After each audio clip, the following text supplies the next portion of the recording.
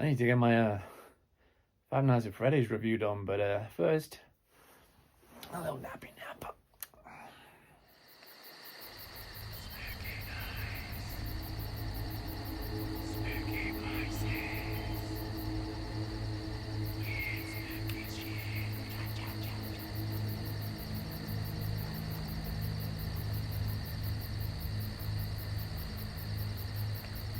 I'm a spooky ghost kid. What the f?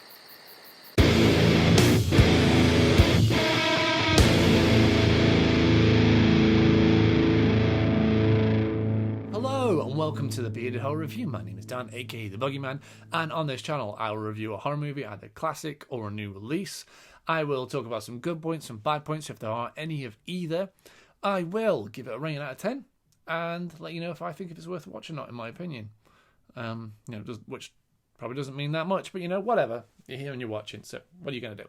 Today we're going to be talking about Five Nights at Freddy's. I did a poll on my Instagram with what people wanted to see next. I'm going to be brutally honest with you here, Mike. Given your track record, your options are going to be extremely limited. And it was pretty much unanimous for Five Nights at Freddy's. So that's what we're going to be talking about. First of all, you may have noticed that my backdrop is now completely different. And that is because I recently just moved house and I am in the middle of still setting things up and getting enough stuff here so I can set up a proper backdrop and a proper filming area.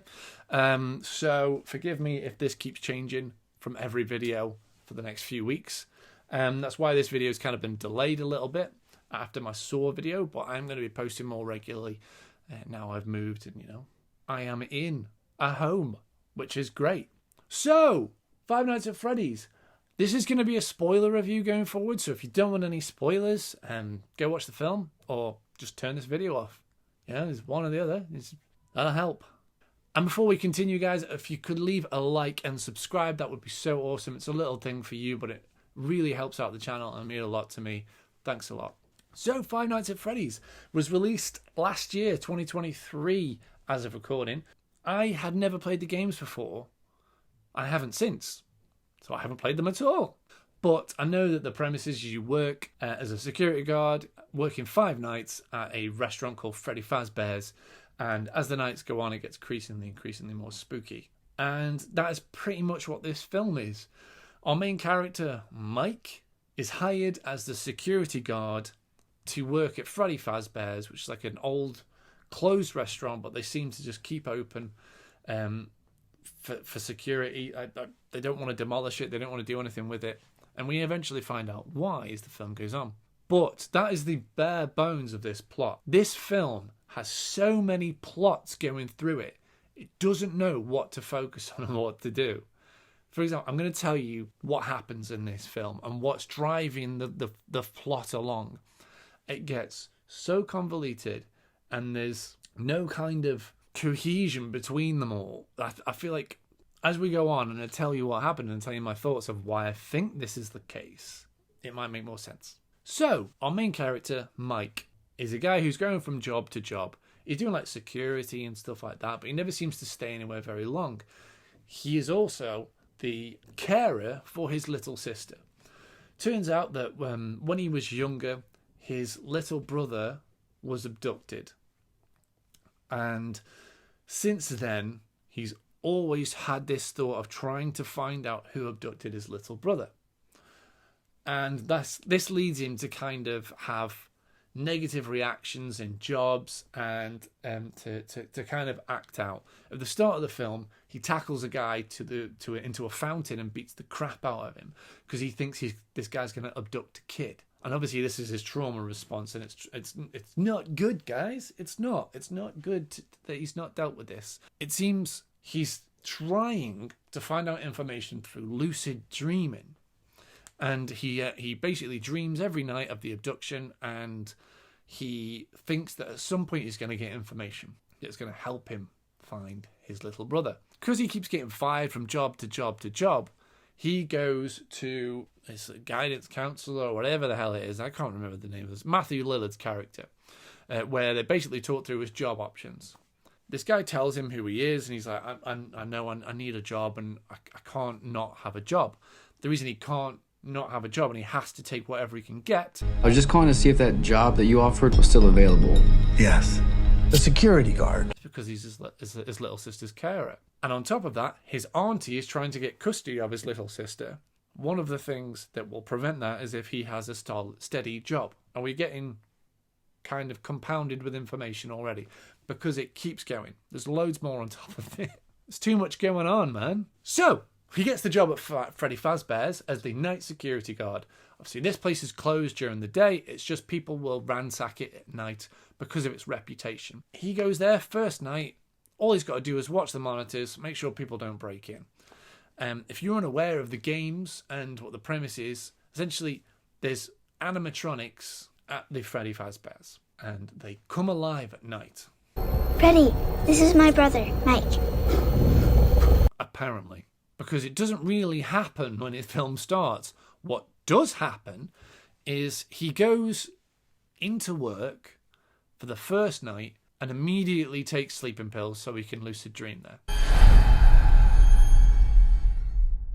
And while he's there, he dreams of the day that his little brother was abducted. But this time it's different, and there are little kids in his dream. Spooky ghost kids. Or ghost children possessing giant robots. And he thinks that they will be able to help him. On top of that, once he starts this job, and his auntie's trying to ruin that for him by hiring people to ransack the place and kind of prove that he's a bad guy. On top of that, there's a police officer that keeps dropping by and explains the animatronics. And he finds out that the children in his dreams are the souls of kids that went missing. And these kids went missing from Freddy Fazbear's, and they all talk about this giant animatronic bunny that seemingly abducted and killed them, and now their souls inhabit the animatronics. And then there's the mystery of who the bear is, the bunny. Say the bear. Who the bunny is. And who killed these kids. And also the kids have their own agenda of what they want. Well, seemingly their own agenda of what they want, which involves Mike's little sister. So he has to protect her as well. See what I mean by there's so much going on in this one film? And I think the reason for that is the premise of the game is very limited. The premise of the game is you go and work 5 nights at this abandoned restaurant working security, and each night the animatronics come to life and they get more and more scary, and it gets more and more tense, and you basically have all you do basically is switch from screen to screen, making sure you don't get caught. You've got to lock the doors, you've got all these things you've got to do to make sure that the animatronics don't get into the office that you're working in. But that doesn't make for a feature-length film. So they've kind of come up with all these different things, and I don't know if those are in lore or not. I think they are. All of this kind of stuff, I think a lot of this information is taken from the expanded lore of the games. There's so many games and there's so much backstory to it, which does flesh it out in an enjoyment view from the game, but it's not actually something that's part of the game. The film is trying to put all this information in, and there's too many things. Okay, guy needs to make sure he keeps a job. Once he's at this job, he wants to unlock the mystery of his missing brother. Okay, there's one driving point. But then he also has this driving point of, well, he needs to find out what the mystery is of these animatronics. And then he finds that out. I said, okay, what's the mystery of the bunny animatronic? Okay, what's the mystery of this police officer? Because as you watch the film, you realise that she is hiding information from him. It's very obvious that she's hiding information from him. And then there's the driving force of what do the kids want? And all these things just overlap each other. But none of them are that interesting on their own. And they very, very limited time. So it's just all of these things are crammed on top of each other. And it causes just a lot of boring conversations and skipping from thing to thing to thing. And it's having all this intrigue could work if it was executed well. But it's not. It's fine. It's fine. This film is fine. It is nothing spectacular. It's nothing we haven't seen before. But this film does a few faux pas for me that really just bring a film down. One of them is too much in one. You've got so many different driving forces between the characters that they overlap each other, but then none of them kind of get a good forefront or resolution. Yet they've had to fill scenes to fill out the runtime. They put extra stuff in there. So the auntie subplot of the auntie wanting the alimony money that she will get if she becomes the carer of Mike's little sister. That kind of is just there to fill out the body count because she gets people to break into Freddy Fazbear's to wreck the place to make Mike lose his job. But it's a couple of minutes and it's gone, and then what's that?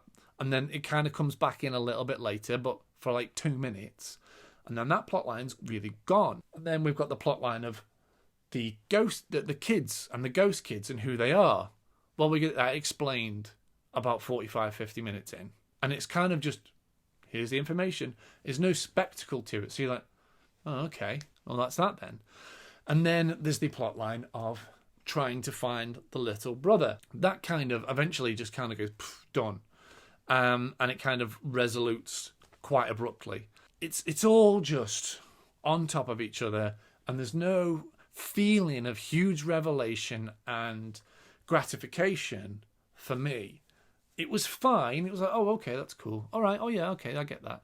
And that's what I had a lot. I found it just fine. I wasn't blown away by it. I wasn't super bored. That's one of the faux pas that it does. And one of the other faux pas that it does is forced intrigue through unnatural dialogue. And by that, I mean the mystery of who the police officer is, why she knows so much about Freddy Fazbear's, why she knows so much about the kids going missing, is only driven along because it is written in the script that she is actively being vague. But she's also actively causing people to want to ask questions. So, for example, there's a scene where just like she knows where everything is in Freddy Fazbear's. Mike goes, how do you know so much about this place? And she'll just go silent and go, I think we need to go and do something like this. And like it's like if a normal person did that, you'd be like, no, why are you avoiding the question? Like, that's weird. But everyone just like shrugs and they go, oh, all right, I guess she's not going to tell me. And it's forced tension. It's forcing you to get to not get the answer. But the problem there is that is not how people talk, and that is not how people will interact with each other. If she doesn't want to share information, why is she giving so many vague hints? If he is desperate for information, why does he keep leaving it every time she just walks away and starts doing another thing? It's false intrigue, and I just find it very frustrating when that happens. I don't get entertained by it. It doesn't make me go, oh, well, I wonder what the mystery is. It makes me go, well, just tell him that you're annoying me here. Come on, just talk, just do the thing. And that's not how you would do it. The twist and the ending itself is very much contrived as well. And when I say like people not interacting as the way they would, spoiler for the ending of the film. If you don't want to know about the ending of the film, go on, off you go. But it turns out Matthew Lillard's character is the guy who dresses up in the animatronic bunny costume, and he was abducting and murdering children and then putting their bodies in the other animatronics, and they were getting occupied by the children's soul. And it turned out that he was the one that abducted Mike's little brother. And the only reason that Mike finds this out is because is Matthew Lillard's character gives Mike the job that allows him to go and find out that information. It also turns out that the police officer is Matthew Lillard's daughter. So that's why she knows so much about Freddy Fazbear and knows so much about the kids and the animatronic. This only happens because Matthew Lillard gives him that job. Because he learns what his full name is when he's having that interview with him, asking like, oh, what kind of job what kind of job do you want? When he's having that at the start. None of this would have happened. No one would have found anything out if he hadn't have given him that job. I can understand the plot of him. He's given him the job so he can then kill him or get him killed. But that's stupid. Because he could have just left it and then never dealt with him ever again. and the guy would have been completely none the wiser. So it just was a frustrating watch for me that they've tried to be clever, they've tried to do twists, they've tried to create a driving force for all these characters and all these motivations, but none of them really make that much sense, or they're just really sidetracked from these motivations by very simple things, because really the only reason people wanted to watch this film is for the killer animatronics in Freddy Fazbear's, and we don't really get that. This isn't a Five Nights at Freddy's film. If you want to see a Five Nights at Freddy's film, watch Wally's Wonderland. Is it called Wally's Wonderland? It's this one with Nick Cage. That is a Five Nights at Freddy's film that came out a couple of years before Five Nights at Freddy's film, and it is done so well, and it is so much fun. That is the film I wish this one was. It must be so frustrating to the people at Five Nights at Freddy's when that film came out with Nick Cage, because they did exactly what they should have done. Maybe they said, oh, we can't do that, we've got to make it a bit more spooky and ghosty and use our own lore. And you could have done it like fight that Nick Cage film. You could have done it. Wally's Wonderland, I think it is. You could have done it so well. Welcome to Willy's Wonderland. Spend the night cleaning Willy's Wonderland, and I will pay to have your car fixed. But they already did it. If you that is just watch that. I would watch that any day other than Five Nights at Freddy's. So for me, to summarize, I found it was fine, but it fell completely short of the potential that it had. It's a 5 out of 10. It's mediocre. Mediocre. But yeah, I mean, if you are a Freddy's fan, you'll want to watch this. And if you want just like a simple horror movie with a bit of an intrigue and spook, yes, it's worth a watch, worth a one-time watch, but it's not a repeat watch. It's not a great film as it should be. And I think this and many other video game films have gone to show that they shouldn't be films. But The Last of Us and Fallout have gone to show that these things should be TV shows, because then we can create these longer dynamic storylines with Monster of the Weeks in the middle of them, and there's all these things that we could add in. You don't have to try and cram it all into 1 hour and 45 minutes. You can create a suspenseful, clever TV series with these massive amounts of lore that you've already got, and it will be much better for it. Anyway, that's my review of Five Nights at Freddy's. Hope you enjoyed that, guys. Let me know what film you want to see next. Let me know what you thought of the film down below in the comments. Make sure to like and subscribe this video, and I will see you in the next one. Until next time, guys, happy watching.